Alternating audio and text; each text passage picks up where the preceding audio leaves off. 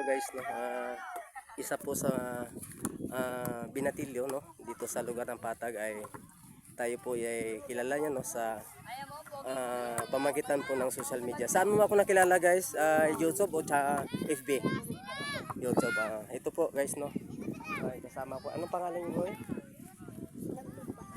Ito po isa po siguro ito sa mga subscriber po natin dun sa ating YouTube channel, Kanoy, no.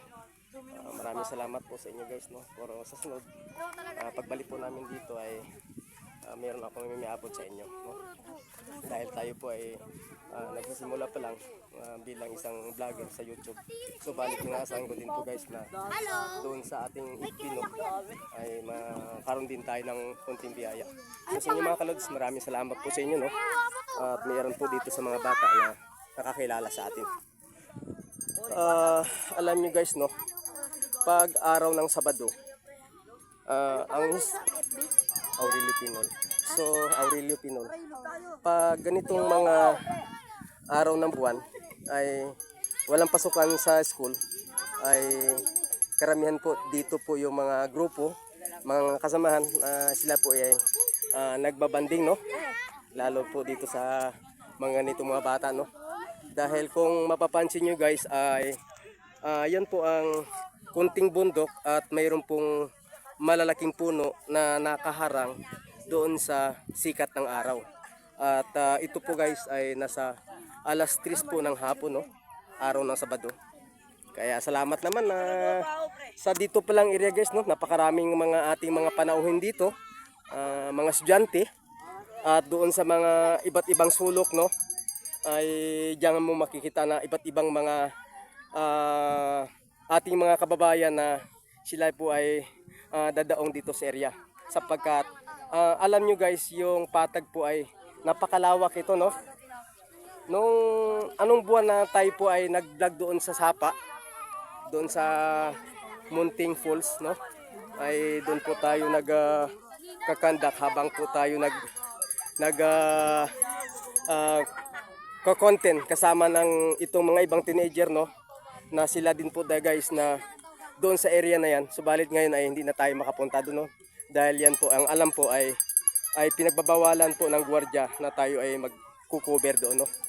So mamaya ay baka may time kami na makarating uli doon mismo sa ilog ng San Mateo, no, ay boundary po ng San Mateo at Barangay Payatas. Doon sa dulo guys, yan po ang area na yung aming pinupuntahan ng Sitio Bangkal, no, ilog ng Sitio Bangkal, at mismong ilog ng San Isidro Blow Rock. At yung area na yan, yun din po yung Mount Oro, no. Makikita nyo guys, pag dito ka sa lugar ng Barangay Payatas ay matatanaw mo ang mga matataas na kabundukan. Subalit nung nakarang buwan na tayo nagko-content, no, kung ang bundok ng Dingalan Aurora ay mas matataas, ay matataas din dito guys, no.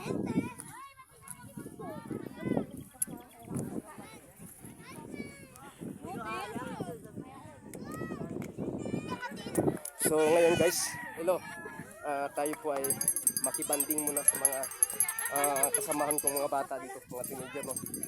Ito po ang mga batang ina ng Lupang Pangako, Barangay Payatas, no. Ito yung mga batang Payatas, no. Ito yung guys, no, yung mga ating mga kasamahan. Subalit ano nangyari? Gusto mo magiging viral ka by next, no? Wow, yung isang nating ka-vlog, no. Hoy, kamusta na? Okay ba yung pagko-content mo diyan, no?